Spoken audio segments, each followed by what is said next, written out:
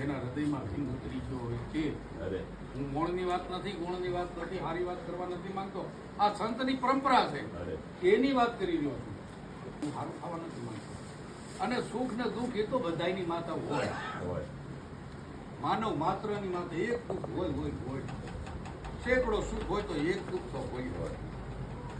એ દુઃખને વિસરાવે એવું મારું ગુરુ અર્જુન જ્યારે મને મળ્યો ને બાબુ, 13 સંપ્રદાય કરો, 13 ધર્મનો મેં ઉપદેશ લીધેલો.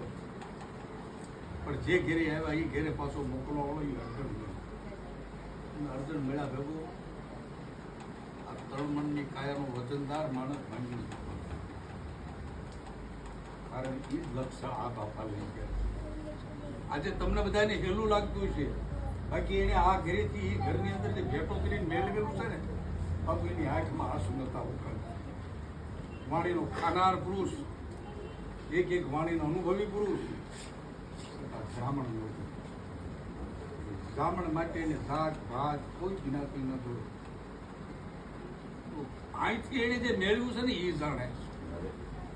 તમને તો કદાચ સહેલું મળ્યું છે, મને એવું લાગે. આને જે લીધું છે ને અહીંથી 1.5 કિલોમીટરની રેન્જ કરે. લેવા એટલું લઈ લેજો ને. આ ખોખું આચન કાલ નથી, એની પાસે લૂંટાય એટલું લૂંટી લેજો. હું તો અવારનવાર અહીંયા આવીશ ક્યારેક, બાકી ઓલી તો ઈ તમારી સાથે. પરમાત્મા જો દેખાય તો આની પાસે મોર મુંગટ ને ચક્ર છે, પણ જોવા માટે તો ઈ અહીં કોઈ છે. કે ભીમ બાબા બદરાવો ના ભજન ગાઈ તો ઓલા ભગત થી ઓળખાય બાપુ એમ નામ રહી જવાનું. જેને પરમાત્મા 3 ભવનો માલિક, અખિલ બ્રહ્માંડનો જેને માલિક કહેવામાં આવ્યો, આજે આ પુરુષ તમે કામ બેઠો છે. આની આંખમાં આંસુ ક્યારેય ન લાવતા. આપણી આંખમાં ભલા આવે, આપણા પરમાત્માની આંખમાં આંસુ ન આવવું જોઈએ.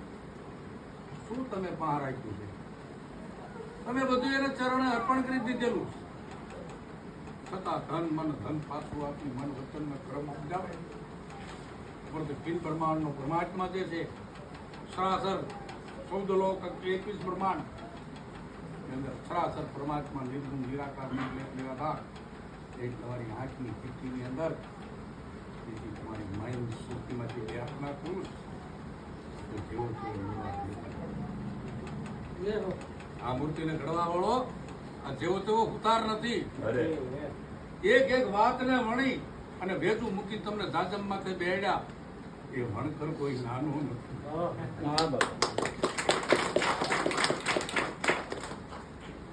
ગુણ ગાજો, દવા એટલા ગાજો, બાકી શબ્દનો લોભ લઈ કરતા નહીં. મારા વાલાને પૂછી લેજો. પછી હરિગુરુ સંત બોલ્યા, અબ નહીં આવું, અબ નહીં જાવું, અબ નહીં અવતાર. મને મારા સદગુરુએ આવી જાદવ પાત્રી દીધી. અબ નહીં આવું, અબ નહીં જાવું, અબ નહીં કરું અવતાર. અને મારા ગુરુએ લખી દીધા સાવા હજર પર પ્રમાણ હૃદયમાં લખ્યા, કોરા કાગળમાં લખ્યા. એટલે લખેલા તો સૌ વાંચે, કોરા વાંચે નહીં કોઈ. અને કોરા જેને વાંચી લીધા ને બાપુ, એના ધડ ઉપર સીટ ના હોય. તો માતા વગેરેના ધડ લડાય. કારણ કે ભીતરની આંખું આમું તમારી આમું, તમારી કોઈ મિલકત ઉપર એનું ધ્યાન નથી. તમારી કોઈ માયા મિલકત પરિવારની ઉપર એનું ધ્યાન નથી. એના પેટના દીકરાને જે મુદ્દો ન આપે એ તને જરીક ગરજ બતાવી તો આ કોઈ ઠલવી દીધું, આખું કંડિયું ઠલવી દીધું. મારા વાલા રમેશભાઈ ને કદાચ ગમે એવા ફેક્ટર હાલતા હોય અને ભીમ બાબા ફેક્ટર તમારા ખાતે, વાત ન મળે. આ વાત છે ને જન્મ મરણની છે, અને આ ફેક્ટર મિલકત છે નહીં તો આ દેહ પૂરતી. મારી બેલેન્સ ઘણી પડી રહે, મારી પ્રજા વાપરશે. મારી આ ખૂટ મૂડી જ્યારે આ સૃષ્ટિનું સ્થાપન થયું ને ત્યારથી હાલી આવે. એટલે ગુરુ બ્રહ્માએ કર્યા, ગુરુ વિષ્ણુએ કર્યા, ગુરુ કર્યા મહેશ્વરા. ગુરુ તો આગળ છે ને, ગુરુ ગુરુ સાક્ષાત પરિબ્રહ્મ. આવા દેવોની માથે જો ગુરુ હોય અને ગુરુના આધીન થઈ અને એ ભગવાન થઈ ગયા, શું કામ નો થાવ? એ જ ગુરુ તમને તમારી પાસે આવ્યો. હાથ અને ઘડાના પછી ગુરુ આવ્યો ને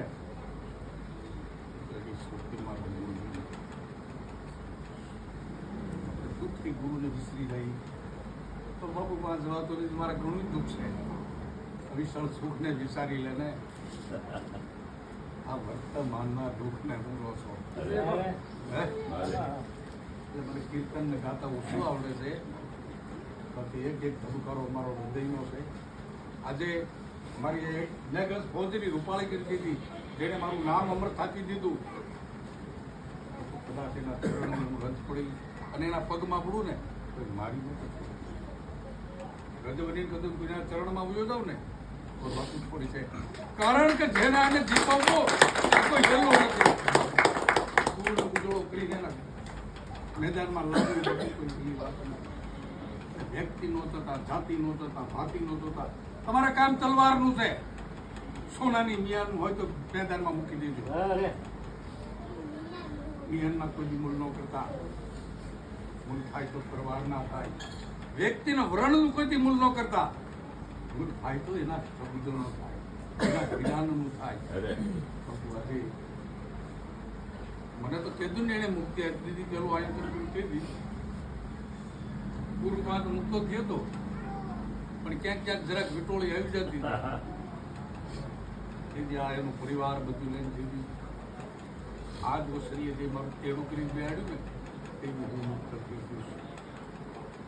બીજો અવકાશ માફ કરજો, કોઈ શબ્દનો માર પડ્યો હોય તો પ્રેરકમાં આવી ગયો. શબ્દો તો ઘણા બોલવાના, ખૂટે એમ નથી. મહાપુરુષે એટલું આમાં ભર્યું છે, પણ જરાક છે. પ્રાથી વાત લઈ જયારે મેદાનમાં આવો ને બાપુ, જેસલ જેવો ભાંગી ગયો તોડીને એક જ પ્રામાંથી શબ્દ છૂટ્યો.